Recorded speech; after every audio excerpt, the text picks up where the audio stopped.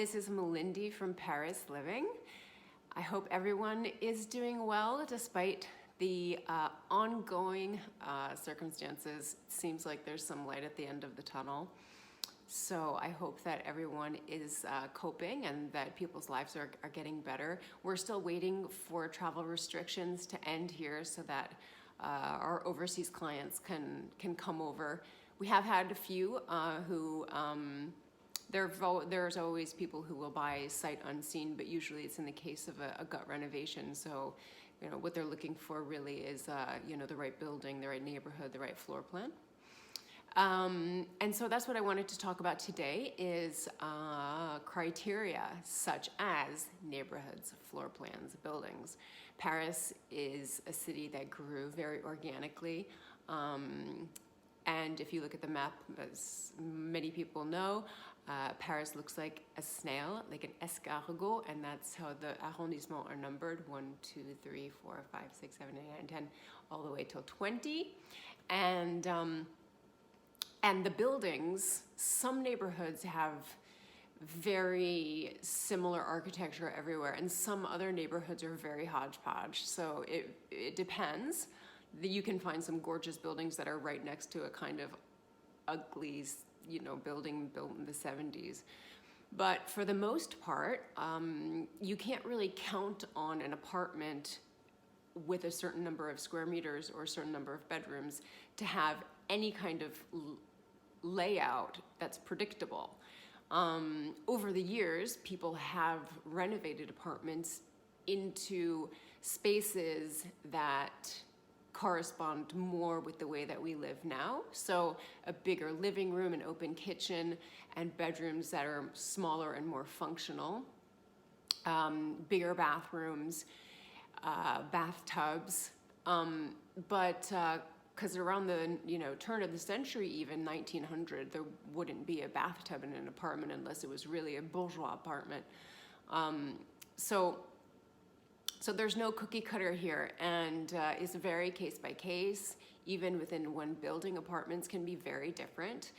So, which is one of the reasons, and I've talked about this before, is why we can use the price per square meter in a neighborhood as a benchmark, but every apartment has to be assessed on its own. And the criteria are very much linked to the value of the apartment. So for example, an optimized layout where there's no long hallways or any wasted space that you can't even put a bookshelf in, that will decrease the value of the apartment.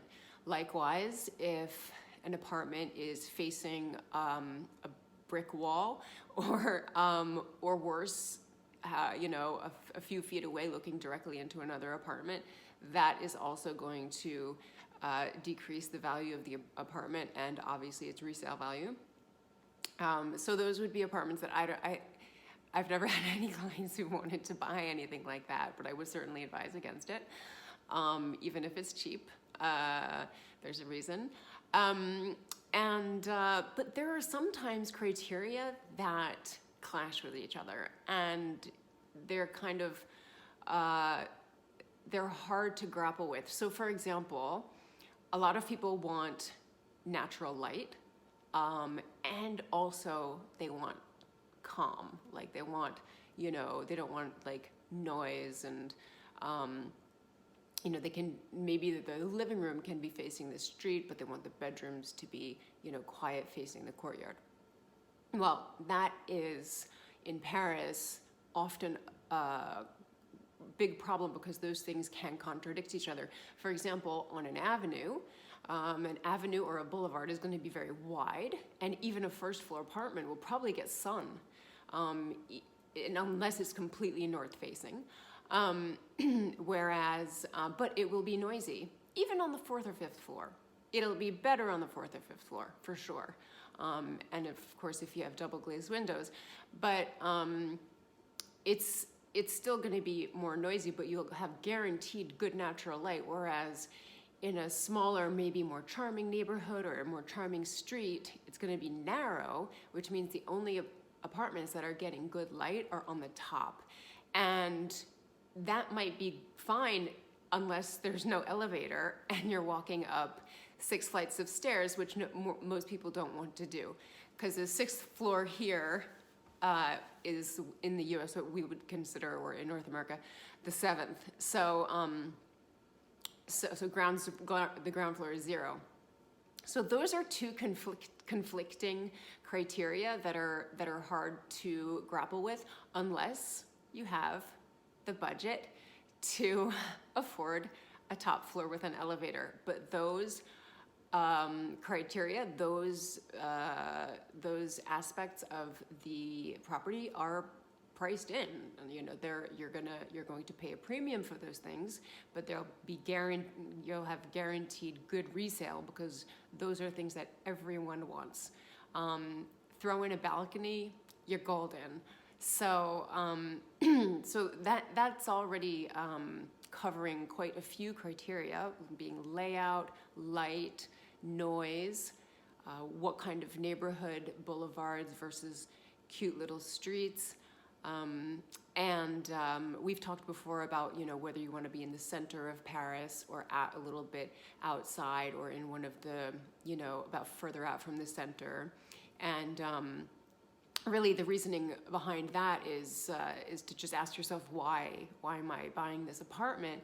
And is it because it's my pied-à-terre, and when I get to Paris, do I want to just get in a taxi and be in Paris? Or do I want to get in a taxi and be kind of outside of Paris, and then have to take the metro in to go to a good restaurant when they reopen, and they will. So those are the sort of basic criteria. A lot of people are surprised by the size of Parisian elevators.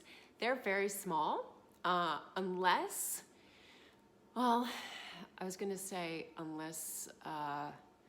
Art Deco. So the first buildings in Paris that were built with elevators are Art Deco buildings, so 1930s, and they're very pretty. The elevator the elevator shaft is like black wrought iron, and the cabin usually has like red rug on the floor and mirrors, and like an old, they'll keep the old wooden cabin but change all of the motor and the machinery to keep the elevator up to code, and they're beautiful elevators. So those buildings were built with elevators, and even those elevators, it says 3 people max, but to be honest, like, you don't want to be with 3 people with 2 other people you don't know. And then in other buildings where it's been technically feasible to cut an area inside the stairwell and install an elevator, those elevators can be tiny, and it'll say maximum 2 people, which really means 1, unless it's someone you know very, very well. So that's another thing that, they don't feel very modern. They're not. They are up to code. That's one thing that we check on when we do due diligence, to make sure that it's up to the most recent codes. And it's something that you'd never find in the United States, or in probably anywhere in North America, where buildings are, have elevators, and if they're walk-ups, maybe in New York, it's there's no technical feasibility of putting in an elevator. So other criteria are that I ask people about are you willing to do work? So that also factors into the budget. So it's important, again, I keep reminding people, because a lot of people still don't know, that French banks will loan to foreigners. It all depends on your debt to income ratio, and banks have to do a sort of different type of analysis to determine your borrowing capacity than they would for a French fiscal resident. But there are mortgage brokers here who specialize in obtaining loans for non-residents. So, and I'm happy to talk to anyone about that anytime. Definitely contact me. And a loan can cover renovation. And how that works is you submit your work estimates to the bank at the same time that you submit the signed contract, and then the bank will decide how much how much renovation work they'll finance, and then they pay the contractor directly. The work estimate that you provide when you submit the signed contract, you don't necessarily have to work with that contractor. But the point is that whenever the contractor will bill you maybe 1 or 2 or 3 times during the process, the bank pays them directly. So it's not money that comes into your bank account and then you spend on a renovation. It's they say it's payé sur facture. And so that's entirely possible as well. And some people are a little bit more hesitant than others to do work, and I totally understand that. It can be it's a daunting process to buy abroad to begin with and then to do work, and that's why we're going to start putting up a series of before and afters of apartments that my clients have bought and renovated, and with teams that I know and trust on the ground here, and who are Anglophone and used to working with overseas clients, and the amazing work that they do. Just to show what's possible, reassure anyone who's thinking about buying a fixer-upper, because anyone who says to me that they want a deal, the only deal you're gonna get really is a fixer-upper, because most people are not really into doing a big renovation. So we're going to show you on this YouTube channel a bunch of different apartments that my clients have bought. So we did some walkthroughs in the beginning and then after, so you can see the transformation and how it is entirely possible, doable, and in the end you get maybe exactly what you want. If we can't find the turnkey of your dreams. So anyway, that's all for today. We'll be posting those before and afters very soon. Everyone take care, stay safe and stay sane, and we'll be back soon. Okay, bye.